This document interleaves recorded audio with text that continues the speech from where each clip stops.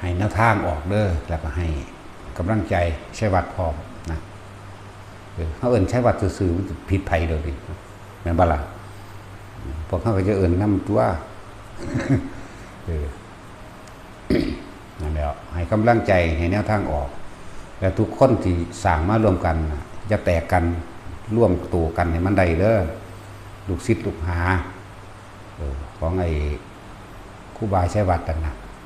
เอิ้นครูบาใช้วัดก็ได้เอิ้นหลวงพี่ใช้วัดก็ได้เอิ้นอาจารย์ก็ได้เอิ้นย่าคู่ก็เอิ้นได้เบิดนั่นแหละก็จังสั่นตัวเอิ้นเบิ่งได้ว่าเอิ้นได้เบิดเอิ้นม่อมก็ได้ภาษาบ้านนอกเฮาเป็นภาษา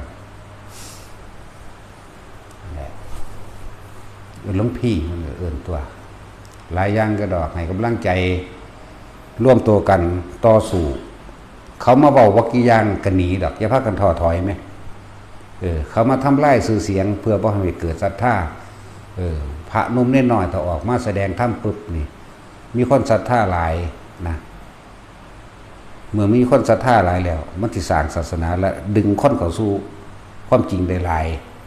ด้วยความบริสุทธิ์ใจของตนนั่นแหละแต่ว่าคนถ้าบ่มีความบริสุทธิ์ใจมันก็ล้มเหลวเอาเองดอกเข้าใจว่าล่ะหมายถึงภิกษุนักบวชผู้แสดงธรรมแต่ตัวเองบ่บริสุทธิ์ใจแล้วไปได้บ่นานล้มเองแต่ถ้าผู้บริสุทธิ์ใจแล้วนี่ธรรมะพุ่งคนเข้าหาร้ายเข้าพวกเสาะกันบอลทำลายศาสนาเขาเลยสกัดไว้เขาบ่นอนอยู่หันดอกสูเอ้ยสูพากันนอนอยู่ในวัดสูนั่นแหละจักว่าล่ะเขานักข่าวมันก็บ่นอนอยู่หันดอกมันก็คิดฮอดเมียมันคิดฮอดหีเมียมันคิดฮอดค่อยผัวมันอีกมันก็มันเบาแล้วมันแล้วก็การตอบคำถามนักข่าวต่างๆมันสิกี้เอาคำตอบเด้แบบเค้นเอาแบบจุดประเด็นเค้นเอาแล้วให้ตอบไปแนวทางที่เป็นประเด็นที่ทำลายเด้ก็สิไปสัมภาษณ์เฮ็ดหยังเนาะรู้จักอยู่แล้วข้าวดีขายบ่ได้ข้าวลายขายดีรู้จักบ่ล่ะอย่าให้มันมาสัมภาษณ์นะมันบ่มาใส่บาตรให้ดอกหน้าแต่ของสร้างเองให้มั่นใจในตนเองเด้อไปก็ดีให้มั่นใจศรัทธานี่บ่เคยหวั่นไหวจากธรรมเพราะเฮาธรรมเป็นใหญ่อยู่แล้วธรรมคือความจริงชีวิตสัตว์โลกเป็นไปตามกรรมเฮามั่นใจตัวนี้นะเรื่องว่าธรรมเป็นใหญ่จากธรรมราชาบ่จากธรรมิกราชบ่ก็เลยว่าบุคคลผู้เอาธรรมเป็นใหญ่สั่นตัวให้มั่นใจในสิ่งตัวเองทำไหมขนาดพระพุทธเจ้าเฮาสวยศาสตร์เป็นโพธิสัตว์พระหาชนกตกน้ำเลี้ยวก็บ่เห็นฟังเพิ่นก็ยังมั่นใจว่าเพิ่นต้องลอยไปให้ถึงฟังเท่าใดขนาดฟังมันอยู่ไกลไหมคนเฮามันมีชีวิตอยู่แต่ว่าดิ้นรนขนขวายก็ขึ้นชื่อว่าขาดเบิดความเป็นคนทั้งตัวแม่นบ่ล่ะนี่คือการสร้างมาได้ขนาดนี้แล้วร่วมตัวกันจะแตกกันร่วมตัวกันจะแตกกันมั่นใจในสิ่งตัวเองทำมั่นใจต้องต่อสู้และปกป้องตนเองจะอ่อนต่อโลกหลายเนาะเพราะเฮ็ดต้องได้เฮ็ดแมวโลดเป็นอย่างอื่นกูยังเฮ็ดเขามาบ่เป็นทาบ่มานั่นนี่นำแมงโดยได้กูดีนั่นแล้วแทนที่จะซอยกันปกป้องและรักษาหมู่อันสงฆ์องค์เน้นเหมือนกันเนาะไปโจมตีซอยเขาเฮ็ดหยังบ่ได้ศึกษาเลยบ่อ่านบ่พระไตรปิฎกบ่อ่านบ่พระวินัยแล่นน้ำโลกเขาเฮ็ดหยังกฎหมายนั่นน่ะถ้าเฮาอยู่ในพระวินัยแท้ๆกฎหมายเฮ็ดหยังเฮาบ่ได้เพราะว่ามันรัดกุมยิ่งกว่ากฎหมายอีกกฎหมายบอกค้าเหล้าค้ายาสูบหรือค้าเหล้าค้าฝิ่นค้ามนุษย์บ่แม่นค้ามนุษย์กับค้ามนุษย์ก็มีคือกันนั่นแหละค้าเนื้อค้าสัตว์ถูกกฎหมายไหมแต่ของพระเดชผิดปั๊ดเลยเห็นป่ะขยับโตบ่ได้เลยแน่กระทั่งสั่นตัวมันเอากฎหมายมาควบคุมเพื่อว่าบ่ให้พุทธศาสนาเจริญรุ่งเรืองนะโดยเฉพาะพระนุ่มน้อยที่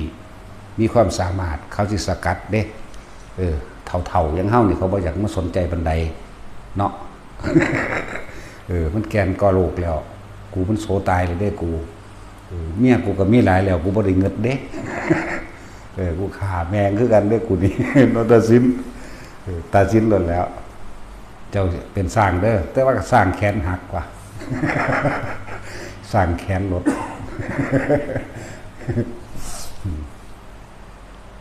จันแล้วให้กำลังใจตรงตั้งใจมุ่งมั่นสู่จุดหมายที่ปรารถนาให้ได้อย่าเลิกอย่าท้อถอยกำลังใจจริงๆนั่นน่ะมันเกิดที่ตัวเองได้ที่มั่นคงเชื่อมั่นตัวเองเชื่อมั่นในธรรมของตนเองเชื่อมั่นในธรรมคำสอนของพระเจ้าเด้กำลังใจจากผู้ใดเขาให้กำลังใจบางคนเขาอยู่เมืองนอกเขาบ่เคยเห็นเฮาซ้ำกับนี้ก็ถือว่าดีแต่ว่าสิถือสิเสียมาเปรียบตัวอย่างนึงคนที่ด่าเฮาก็บ่เคยเห็นเฮาบ่เคยมาเฮ็ดกับเฮาคนที่ให้กำลังใจเฮาก็คือกันบ่เคยเห็นเฮาก็คือกันแต่ว่าทั้งสองนั้นเสมอกันสู้ตัวเราเองไม่ได้จากบ่ล่ะนั่นแล้วสั่นตัวเสื้อมันให้มีศรัทธามุ่งมั่นสู่จุดหมายที่ตัวเองปรารถนาโดยความเพียรความพยายามและความอดทนของย่างกันไปตามโลกมันหลายเฮาเบิ่งพระวินัยของเฮานำโอ้ยแต่เฮ็ดตามพระวินัยแล้วกฎหมายโลกเอาผิดบ่ได้จักอย่างดอกแต่ว่าเขามาตั้งขึ้นมาเพื่อหวังทำลายที่เขามาสร้างกระแสนี่เด้อเบิ่งอดีตที่ผ่านมาเขาพยายามทำลายวัดธรรมกายนี่เห็นบ่ล่ะเขาพยายามทำลายจันทร์คึกฤทธิ์นี่ที่เฮาเห็นอยู่เดี๋ยวนี้บ่ว่าวัดใดก็สร้างบ่อนำพระอินทร์ก็ตามก็เคยมีมาเหมือนกันเนาะจันทวันมันนั่นแต่ละหม่องอาจารย์กันชิดนี่ก็ยังสัตว์กันอยู่เรื่อยเห็นบ่เนี่ยเกือบทุกหม่องหรือทุกหม่องเลยบ่ว่าถ้าเกือบแล้วไปเพียงแต่ว่าเฮาว่าท่านรู้ซื่อๆเขาจะก็ต่อสู้ตัว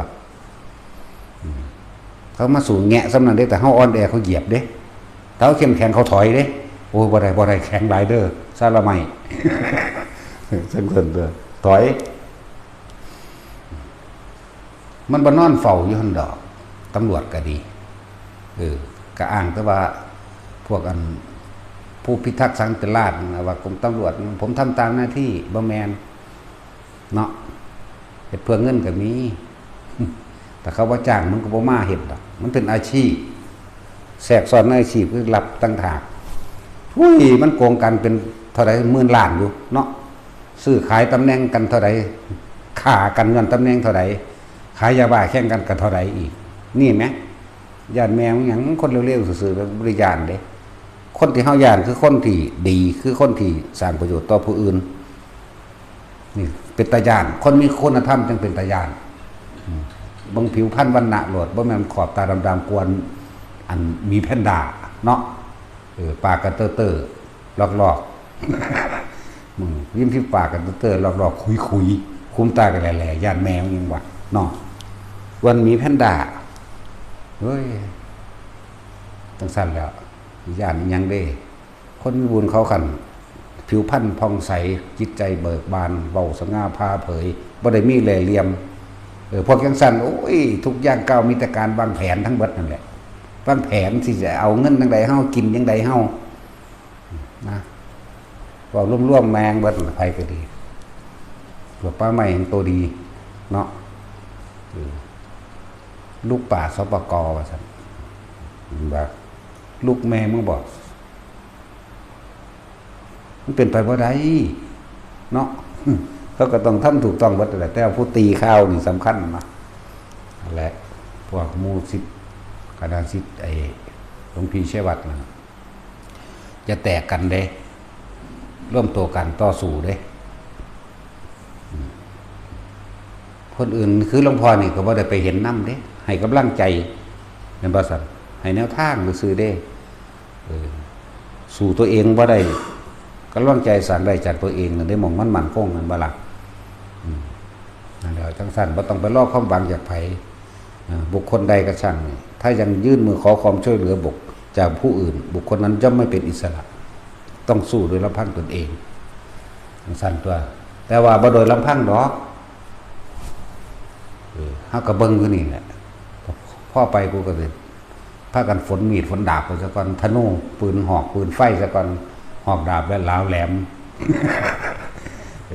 พ่อสู้ก็สู้ตัวเนาะ สู่ทำตายนั่นแหละบ่สู่ก็ตายอยู่แม่เนาะตั้งแต่เขาหาเลี้ยงลูกเลี้ยงเมียเขาบ่ฮู้จักสิไปแย่งให้แย่งหน้ากันผิดกันลึงทึ่งถืดทั้งพี่น้องเขาแล้วก็ตายไปเขาก็ตายตัวเนาะอันนี้เฮาตายมันเป็นนิติบุคคลนั่นเลยเนาะให้เป็นเนติเป็นแบบอย่างนี่เฮาเอาอย่างพระพุทธเจ้าเด้บ่ได้สนใจเด้เนาะเนติเฮามันมีอยู่แล้วแบบอย่างเฮามีอยู่แล้วพระพุทธเจ้าเท่านั้นปรึกษากันสามัคคีกันตัวเด้ออย่าท้อถอยอย่าอ่อนแอความพ่ายแพ้อ่อนแอนั่นน่ะบ่มีสำหรับบุคคลที่มีชัยชนะเด้คนเข้มแข็งเท่านั้นจึงมีชัยชนะจะย่อมแพ้แต่โศกชะตาเด้โศกชะตาที่บ่แม่นเฮากำหนดมันเป็นไปบ่ได้เด้เข้าใจบ่ล่ะจะไปหาเสือได้ภาษาโศกชะตา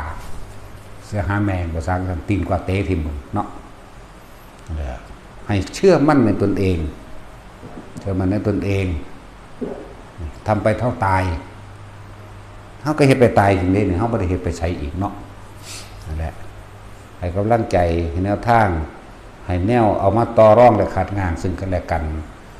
ในเมื่อเฮ็ดวัดบ่ได้รีสอร์ทบ้านโรงงานก็เฮ็ดบ่ได้เข้าใจบ่ล่ะเฮ็ดวัดมันคือแม่งยากแต่